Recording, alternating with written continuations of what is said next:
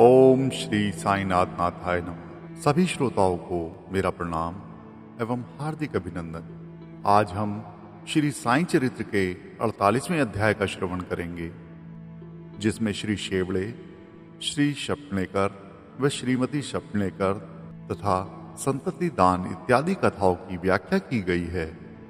अध्याय प्रारंभ करने से पूर्व किसी ने हेमांड पंत से प्रश्न किया कि साईं बाबा गुरु थे या सदगुरु।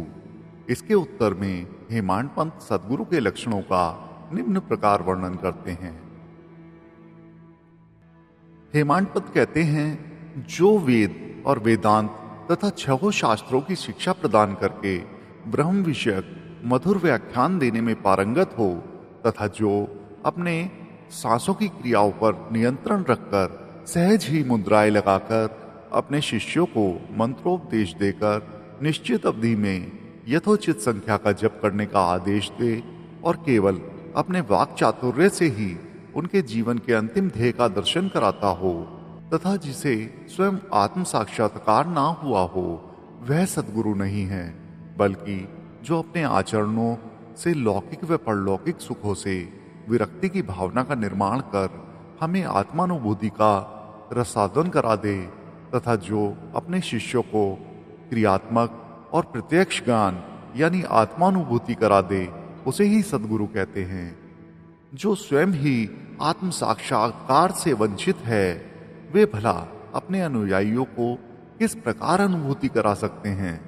सद्गुरु स्वप्न में भी अपने शिष्य से कोई लाभ या सेवा की कोई लालसा नहीं करते, बल्कि स्वयं उनकी सेवा करने को उद्ग्रत रहते हैं। उन्हें यह कभी भी मान नहीं होता कि मैं कोई महान हूं और मेरा शिष्य मुझसे कम है, अपितु उसे अपने ही सदृश यानी ब्रह्म स्वरूप समझा करते हैं। सद्गुरु की मुख्य विशेषता यही है कि उनके हृदय में सदैव परम शांति विराजमान रहती है। वे कभी अस्थिर या अशांत नहीं होते और ना उन्हें अपने ज्ञान का ही क्षण मात्र भी गर्व होता है। उनके लिए राजा रंग, स्वर्ग अपवर्ग सब एक ही समान हैं। हेमांड पंत कहते हैं कि मुझे गत जन्मों के शुभ संस्कारों के परिणाम स्वरूप श्री साईं बाबा जैसे सद्गुरु के चरणों की प्राप्ति तथा उनके कृपा पात्र बनने का सौभाग्य प्राप्त हुआ।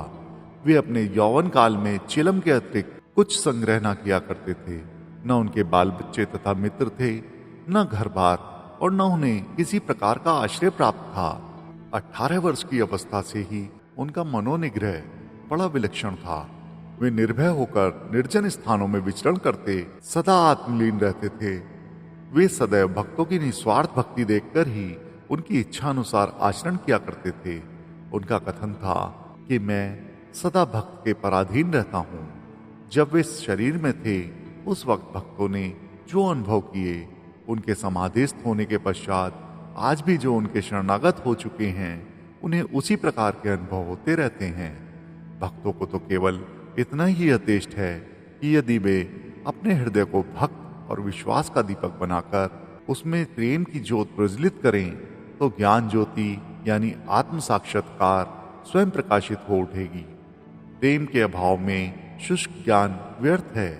ऐसा ज्ञान किसी को लाभप्रद नहीं हो सकता। प्रेम भाव में संतोष नहीं होता। इसलिए हमारा प्रेम असीम और अटूट होना चाहिए।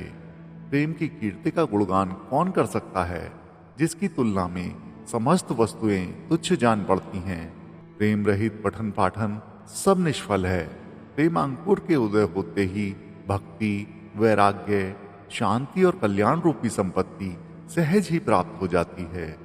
जब तक किसी वस्तु के लिए प्रेम उत्पन्न नहीं होता, तब तक उसे प्राप्त करने की भावना ही उत्पन्न नहीं होती। इसलिए जहां व्याकुलता और प्रेम है, वहां भगवान स्वयं प्रकट हो जाते हैं। भाव में ही प्रेम अंतर्निहित है और वही मोक्ष का कारणीभूत है। यदि कोई व्यक्ति कलुषित भाव से भी किसी सच्चे संत के चरण पकड़ ले, तो यह निश्चित है कि वह अवश्य तर जाएगा। ऐसी ही कथा यहाँ आगे बताई गई है। अक्कलकोट के श्री सपनेकर वकालत का अध्ययन कर रहे थे। एक दिन उनकी अपनी सहपाठी श्री शेवड़े से भेंट हुई। अन्य और भी विद्यार्थी वहां एकत्रित हुए और सबने अपनी अपनी अध्ययन संबंधी योग्यता का परस्पर परीक्षण किया। प्रश्नोत्तरों से विविध हो गया कि सबसे कम अध्ययन श्री शेवड़े का है और वे परीक्षा में बैठने के लिए अयोग्य हैं। जब सब मित्रों ने मिलकर उनका उपहास किया तब शेवड़े ने कहा कि यद्यपि मेरा अध्ययन अपूर्ण है तो भी मैं परीक्षा में अवश्य उत्तीर्ण हो जाऊंगा। मेरे साईं बाबा ही सबको सफलता देने वाले हैं। श्री शपनेकर को यह सुनकर आश्चर्य हुआ और उन्होंने श्री शेवड़े से पूछा कि ये साईं बाबा कौन है जिनका तुम इतना गुणगान कर रहे हो। उन्होंने उत्तर दिया कि वे एक फकीर हैं जो शिरडी की एक मस्जिद में निवास करते हैं। वे महान सत्पुरुष हैं। ऐसे अन्य संत भी हो सकते हैं परंतु वे उनसे अद्वितीय हैं। जब तक पूर्व जन्म के शुभ संस्कार संचित न हो तब तक उनसे भेंट होना दुर्लभ है। मेरी तो उन पर पूर्ण श्रद्धा है। उनके श्रीमुख से निकले वचन कभी भी असत्य नहीं होते। उन्होंने ही मुझे विश्वास दिलाया है कि मैं अगले वर्ष परीक्षा में अवश्य उत्तीर्ण हो जाऊंगा। मेरा भी अटल विश्वास है कि मैं उनकी कृपा से परीक्षा में अवश्य ही सफल होऊंगा। श्री सपनेकर को अपने मित्र के ऐसे विश्वास पर हंसी आ गई और साथ ही साईं बाबा का भी उन्होंने उपहास किया। भविष्य में जब शेवड़े दोनों परीक्षाओं में उत्तीर्ण हो गए तब सपनेकर को यह जानकर बड़ा आश्चर्य हुआ। श्री सपनेकर परीक्षा में उत्तीर्ण होने के पश्चात अक्कलकोट में रहने लगे और वहीं उन्होंने अपनी वकालत प्रारंभ कर दी। 10 वर्षों के पश्चात सन 1913 में उनके इकलौते पुत्र की गले की बीमारी से मृत्यु हो गई, जिससे उनका हृदय विचलित हो उठा। मानसिक शांति प्राप्त करने हेतु उन्होंने पंढरपुर, गाणगापुर और अन्य तीर्थ स्थानों की यात्रा की, परंतु उनकी यह शांति पूर्णतः ही बनी रही। उन्होंने वेदांत का भी श्रवण किया परंतु वह भी व्यर्थ ही सिद्ध हुआ। अचानक उन्हें शेवड़े के वचनों तथा श्री साईं बाबा के प्रति उनके विश्वास की स्मृति हो आई और उन्होंने विचार किया कि मुझे भी शिरडी जाकर बाबा के दर्शन करने चाहिए। वे अपने छोटे भाई पंडित राव के साथ शिरडी आए। बाबा के दर्शन कर उन्हें बड़ी प्रसन्नता हुई। जब उन्होंने समीप जाकर नमस्कार करके शुद्ध भावना से श्रीफल भेंट किया तो बाबा तुरंत क्रोधित हो उठे और बोले कि यहाँ से निकल जाओ। सपनेकर का सिर झुक गया और वे कुछ हटकर पीछे बैठ गए। वे यह जानना चाहते थे कि किस प्रकार उनके समक्ष उपस्थित होना चाहिए।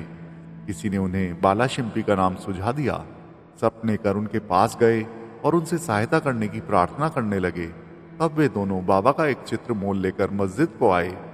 बालाशिंपी ने अपने हाथ में चित्र लेकर बाबा को हाथ में दे दिया और पूछा कि यह किसका चित्र है। बाबा ने सपनेकर की ओर संकेत करके कहा, यह तो मेरे यार का है। यह कहकर वे हंसने लगे और साथ ही सब भक्तों की मंडली भी हंसने लगी। बालाशिंपी के इशारे पर जब सपनेकर ने उन्हें प्रणाम किया तो वे पुनः चिल्ला पड़े, बाहर निकलो। सपनेकर की समझ में नहीं आता था कि वे क्या करें। तब वे दोनों हाथ जोड़कर प्रार्थना करते हुए बाबा के सामने बैठ गए, परंतु बाबा ने उन्हें तुरंत ही बाहर निकलने की आज्ञा दी। वे दोनों बहुत निराश हुए। उनकी आज्ञा कौन टाल सकता था। आखिर सपनेकर खिन्न हृदय से शिरडी से वापस चले आए। उन्होंने मन ही मन प्रार्थना की कि हे साईं, मैं आपसे दया की भिक्षा मांगता हूँ। कम से कम इतना ही आश्वासन दे दीजिए कि मुझे भविष्य में कभी ना कभी आपके श्री दर्शनों की अनुमति मिल जाएगी। 1 वर्ष बीत गया, फिर भी उनके मन में शांति ना आई। वे गाणगापुर गए, जहां उनके मन में और अधिक अशांति बढ़ गई। अतः वे मांडेगांव विश्राम के लिए पहुंचे और वहां से ही काशी जाने का निश्चय किया। प्रस्थान करने से 2 दिन पूर्व उनकी पत्नी को स्वप्न हुआ कि वह स्वप्न में एक गागर ले लक्कड़ शाह के कुएं पर जल भरने गई हैं। वहां नीम के वृक्ष के नीचे एक फकीर बैठा है, सिर पर एक कपड़ा बंधा हुआ है। फकीर उसके पास आकर कहने लगा कि मेरी प्रिय बच्ची, तुम क्यों व्यर्थ कष्ट उठा रही हो। मैं तुम्हारी गागर निर्मल जल से भर देता हूँ। तब फकीर के भय से वह खाली गागर लेकर ही लौट आई। फकीर भी उनके पीछे पीछे चला आया। इतने में ही घबराहट में उनकी निंद्रा भंग हो गई और उन्होंने आंखें खोल दी। यह स्वप्न उसने अपने पति को सुनाया। उन्होंने इसे एक शुभ शकुन जाना और वे दोनों शिरडी को रवाना हो गए। जब वे मस्जिद में पहुंचे तो वहां बाबा उपस्थित न थे।